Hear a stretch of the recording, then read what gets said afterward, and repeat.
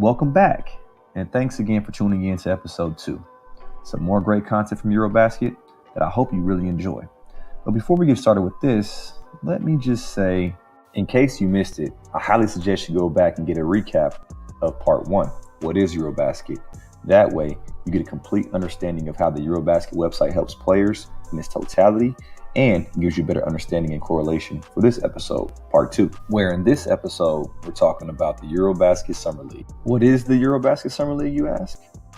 The ESL camps are hosted by Eurobasket.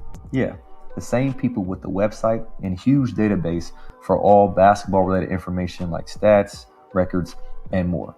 Thus, making the Eurobasket Summer League the most globally recognized basketball camp in the world, giving its guests, and I mean coaches and agents and team execs, as well as its attendees, the players, the best possible exposure available. So just so you know, all camps are not created equal. Okay, and who participates in the Eurobasket Summer League?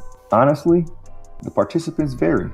It's a mixed bag, or for the video's sake, a mixed box, where you're not quite too sure who's going to show up and play in an ESL camp event. That's because the ESL has had guys from Power 5 conferences play, as well as high mid-major conferences too. But the majority of attendees are coming from the low major D1, D2, D3, and NAIA level, just because they're trying to get more exposure and opportunity than they did in their regular season. Now, on the other hand, don't be surprised if you see some second-year pros who just finished their overseas season participating as well. Them along with G League guys who are trying to get European scouts to see them too, because not too many people understand how competitive the G League truly is. So you're going to see a full spectrum of talent there. So show up and handle your business. Now let's talk about the numbers. I know, I get it. You're probably thinking, come on, man. Does the Eurobasket Summer League really help players get signed to start their careers professionally? Or is it just a money grab? Well, let's take a look. Over 2,100 players in Eurobasket Summer League history have been picked up on teams both overseas and the G League. That's men and women combined. 42 G League guys to be specific.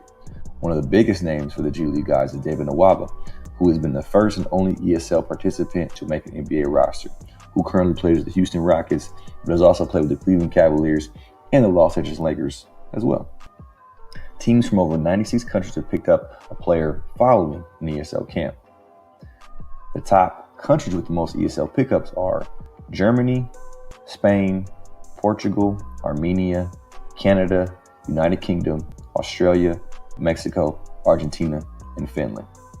And there were 767 former ESL participants who were on active rosters across 87 countries during the 2019-2020 season. So men lie, women lie, numbers don't. How exactly does the ESL provide opportunity? Eyes, and more eyes. It's simple. Number one, it's the exposure aspect. The Eurobasket platform for their website, Facebook, Instagram has tons and tons of eyes looking at it all the time.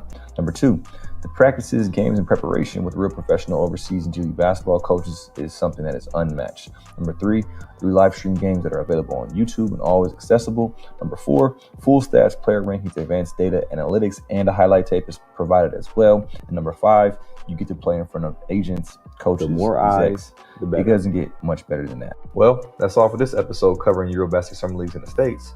Join us next time. In the next episode, we talk about Eurobasket Summer Leagues overseas.